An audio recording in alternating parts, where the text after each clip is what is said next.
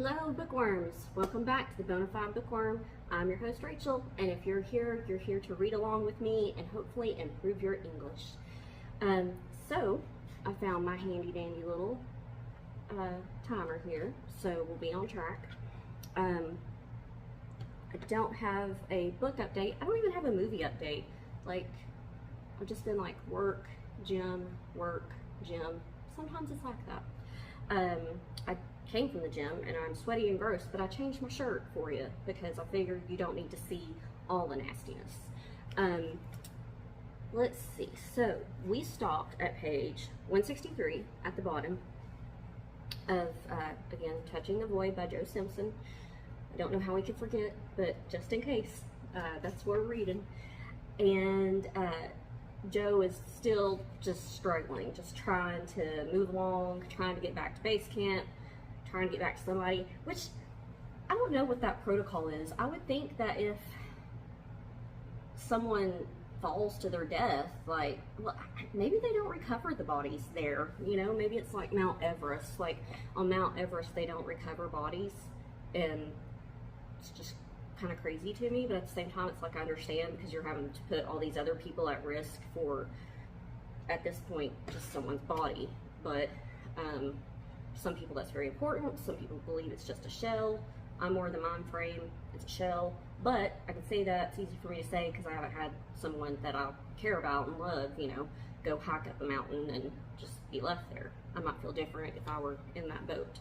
But anyway, page 163. Joe is he's hopping along, just hopping as best he can. The boulders dwarfed me. The moraines were as lifeless as the glacier. Drab rock colors all around, mud and rocks and dirty scree. I looked for insects and found none. I saw no birds. It was silent. Outside of the patterns and the voice, my imagination wandered feverishly from one inane thought to another. Songs rushed through my head, and pictures formed in the stones I lay upon. The snow formed in patches between the rocks. It was dirty and full of grit, but I ate it continually. Water became an obsession. Pain and water. That was my world. There was nothing else. I heard water trickling between the rocks. How many times had I heard it trickling? I lay on my chest after the fall, and there was the sound of running water. I inched sideways, and the noise increased. I felt myself smiling wolfishly. This will be a big one. I had said it every time, but they were always thin trickles melting into the mud. I moved again towards a crumbling boulder on my right. There, ha-ha, told you. A thin line of silver threaded by the side of the boulder. Bootlace thin, but bigger than the others. I shuffled nearer on my stomach and peered at the water intently. I had to think about this one. Don't touch it, it may sink down again. I poked my finger into the gritty mud, and the water pooled into the finger hole and flowed on. Ah, gotcha! The hole was ever so carefully widened until a shallow hollow, the size of a saucer, glistened with water. I bent over it until my nose tickled the surface, and then sucked greedily through pursed lips. Half a mouthful of gritty water. I swilled it round, feeling it unstick my palate. I thought that if I swilled it instead of gulping it down, I would absorb the water better. It was a daft idea, but I did it nevertheless. The saucer filled slowly. I sucked at it when it was half full and took in too much grit and mud. It caught in my throat and I coughed explosively, spitting the precious fluid back at the pool and destroying the saucer. I rebuilt the pool, but it wouldn't fill. I dug a deeper hole, and still it remained dry. It had sunk away. I didn't question where it might have gone. There was no more water until next time. The voice interrupted me, and I stood up shakily. The afternoon stayed clear. There wouldn't be a storm in the night. The sky would stay clear and starry, and it would be cold without the clouds. I looked ahead for a landmark and saw the moraines fall in a steep drop 50 feet away. I recognized it immediately. This was where the ice beneath the moraines stood out in the steep cliff. We had left Richard after passing these cliffs when we had come up before. I was hugging the right bank of the moraines where the boulders were least chaotic, and here the steep, water-smooth, rocky sides pinched down on the moraines to form the cliffs. 80-foot high, mud-covered, glassy, smooth ice. I remembered now. We had climbed a twisting path up them, carefully avoiding the many large rocks that had been left in precarious balance as the sun melted the ice away. I felt strangely excited to have reached the cliffs. They were the last obstacle which could kill me. Once past the cliffs, I had only to keep crawling. There would be no more crevices or cliffs to threaten me. I timed myself and hobbled towards the top of the cliffs. I sat at the start of the path down the cliff, trying to assess the best method of descent. Should I sit facing outwards and shuffle down on my bum, or lie on my stomach and lower myself with my axe? I regretted having left my crampons behind. One crampon would have made all the difference. I decided to face out, sitting on my bum. At least that way I could always see where I was going. Halfway down the cliff, I began to feel cocky. It had been so easy. What had I been scared about? The answer came abruptly as the rock I was holding came unstuck, and I jerked sideways and started sliding. I clawed at the muddy ice, trying to grab at the rocks embedded in it. I rolled over and pressed my chin against the ice, bumping my head repeatedly, desperate to slow the slide. Suddenly I stopped. My left boot had jammed against an edge of rock. I shook violently. A couple of times I looked back at the ice cliffs as I hobbled away down the rocks. Each time they grew smaller, and I felt that I was shutting the door on something intangible but menacing that had been with me for so long. Those cliffs were the doors to the mountains. I grinned when I glanced at them. I had won a battle of some sort. I could feel it deep inside. Now it was just the patterns and the pain and water. Could I reach Balm Alley tonight? Now that would be something to grin about. It wasn't so far from here, 20 minutes walk, and that couldn't be so hard. And that was my mistake. I stopped timing landmarks and set my sights on Balm Alley and the silver floods of icy melt water pouring down its flanks. When it became dark, I had no idea how far Balm Alley was, nor did I know how far I had crawled. Without checking my watch, I had lain in stupefied exhaustion after every fall. Lain there and listened to endless stories running through the pain, watched short dreams of life in the real world, played songs to my heartbeat, licked the mud for water, and wasted countless hours in an empty dream. Now I staggered blind in the dark, obsessed with Balm Alley, ignoring the voice which told me to sleep and rest and forget the alley. I got my head torch from my sack and blundered on until the light died. It was a moonless night. The stars threw bright patterns across the sky, glimmering faint light onto the moraines. At 10 o'clock, I tripped and fell heavily onto the rocks.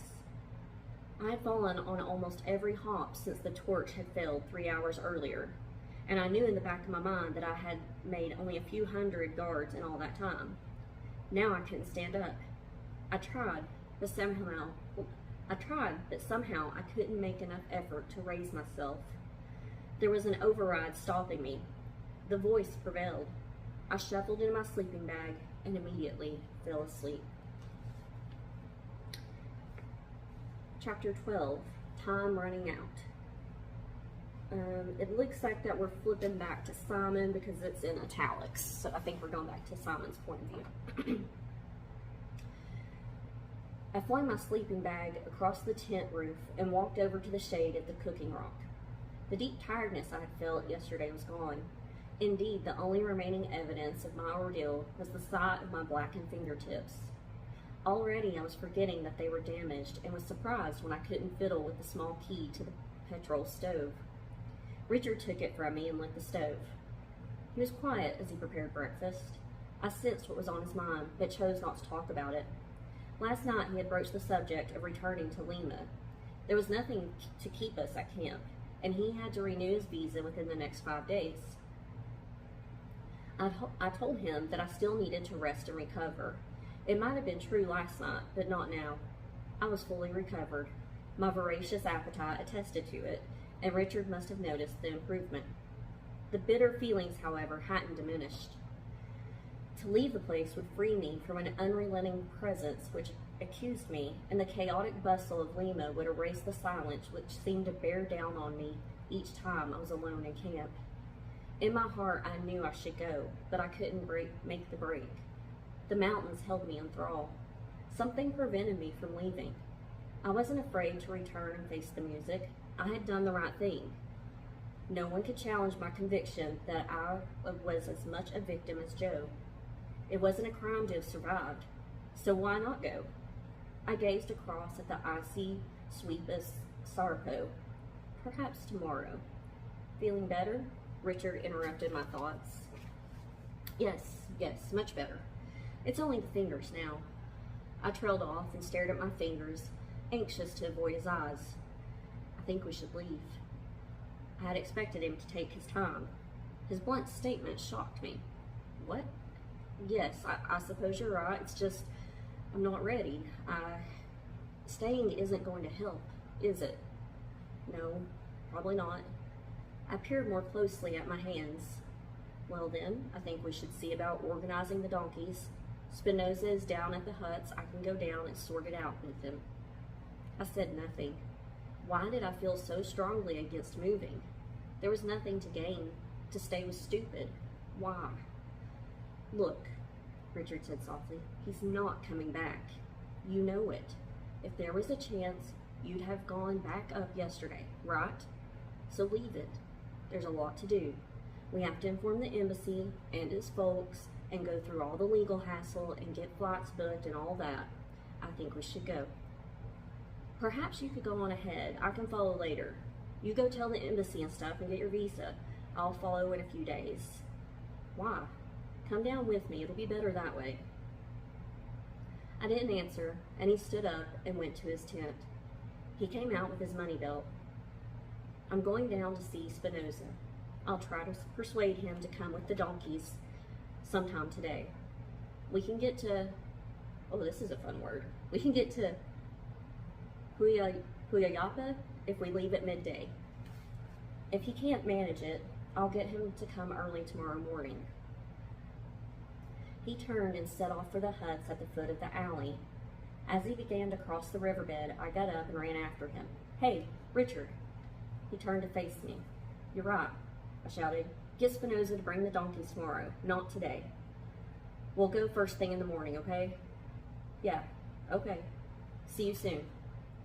He turned and walked briskly across the dry riverbed. I had the tea ready when 2 hours later I saw him returning. He gave me some cheese which he had bought from the girls, and we sat on our paramats to eat it in the sun. He'll be here at 6 in the morning, he said, but you know what their idea of time is like. Good. I felt happy now that the decision had been made.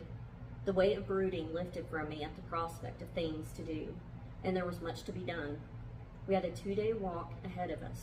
The camp needed to be dismantled and packed into loads of equal weight. How many kilos to a donkey was it? 2 loads of 20 on each side? Doesn't matter. We'll have half the weight going down. We'll have to pay Spinoza as well. Perhaps we could negotiate some barter.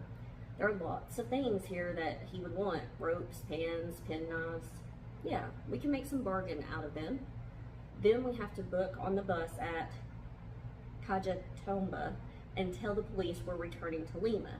Now there's a problem. They'll want to know about Joe. Don't tell them. It'll avoid a lot of stress. We can do all that in Lima and the embassy will be there to help us. I'll have to ring Joe's parents. Oh God, what am I going to say? Just tell them he died in a crevice and give them the whole story when you get back? Yes, that would be best. I hope we get an early flight back. I don't fancy hanging around Lima for very long. I won't see Bolivia now. Joe wanted to go to Ecuador, and I wanted to see Bolivia. Ironic that we won't see either of them. Hey, I looked up to see Richard bending over a boulder behind the dome tent. What? Didn't you hide your money before going to Sayula? Jesus, I forgot about that. I got up and hurried over to where he was standing. It's not there. I hid it under a rock near the gas store. We searched near the store but couldn't find it. I racked my brains to remember exactly where I'd put the small plastic bag with $200 wrapped inside. Perhaps it's over there, I muttered dubiously. Richard burst out laughing. This is great. If we don't find it, we're going to have trouble getting back to Lima. Come on, surely you remember the place. Yeah, well, I thought I did, but I'm not sure. It was a week ago. As I said it, I recognized a rock at the back of the gas store, and when I lifted it, there lay the bag of money. Got it, I shouted triumphantly, holding the bag above my head. Richard bobbed up from behind a boulder.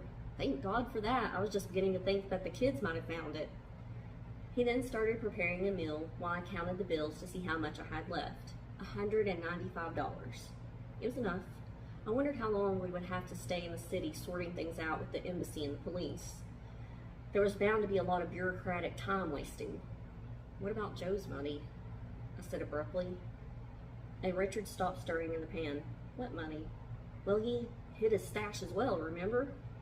He never told me about it. He certainly told me.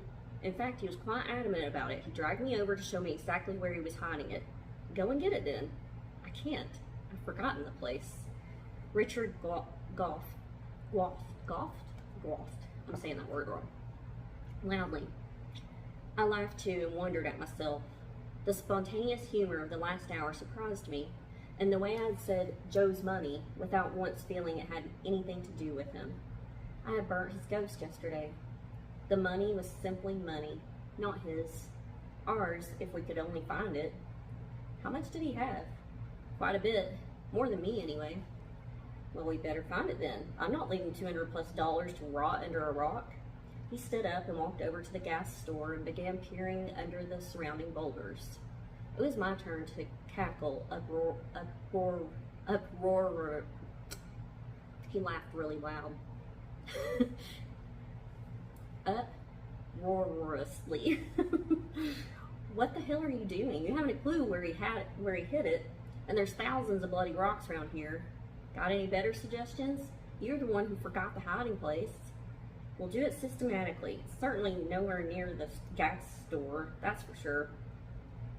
I walked to an area of large boulders and tried to find one that would jog my memory. They all looked the same to me. I quartered the area until I was satisfied the money wasn't there, and then moved to another group of boulders. Richard stood quietly to one side, grinning knowingly. After an hour's fruitless searching, I stopped and looked at him. Come on then, don't just stand there, help me. An hour later, we sat morosely by the stove drinking tea. We hadn't found the money. It's got to be there somewhere, for Christ's sake. I know he put it under a small stone near a boulder, and it was no more than 10 yards from the dome tent. As you said, there's thousands of rocks here. Between bouts of argumentative tea drinking, the search continued without result. At 4 o'clock, the 2 girls appeared in camp with 2 of the children. We stopped searching and pretended that we were organizing the campsite. They smiled sadly at me, and I found them unnerving. Richard had told them of Joe's death when he had gone down to arrange the donkeys with Spinoza. The carefree, sunny afternoon suddenly seemed to cloud over as I looked at their show of grief. They angered me. What right had they to feel sad? I had been through all of that, and I didn't like to be reminded. Richard made some tea for them as they squatted near the stove, looking at me with the same open and unabashed curiosity as they had when we first met. It felt as if they were examining me for signs of strain. I took their silence for pity. The 2 children stared at me open-mouthed. I wondered if they expected me to suddenly do something spectacular. The elder girl spoke briefly to Richard. I didn't understand what she said, but saw his face darken with anger. They want to know what we are going to give them, he said incredulously. What? That's all. Nothing about Joe.